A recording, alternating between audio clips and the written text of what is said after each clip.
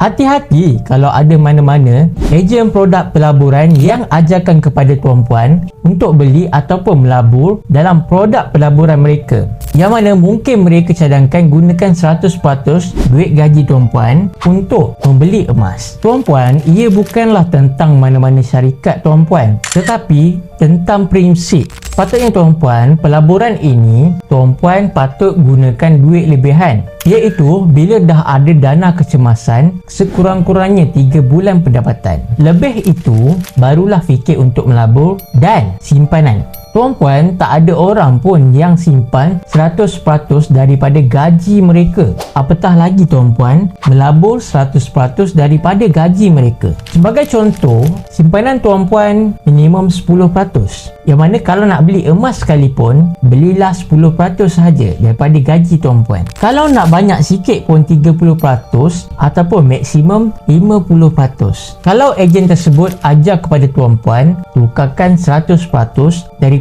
gaji untuk beli emas, kemudian gunakan emas itu untuk pajak, dan dengan duit pinjaman itu barulah guna untuk belanja keperluan tuan-puan. Sebenarnya tuan-puan, ia berpotensi besar yang ejen tersebut hanya fikirkan poket mereka sendiri, fikirkan tentang keuntungan mereka semata-mata.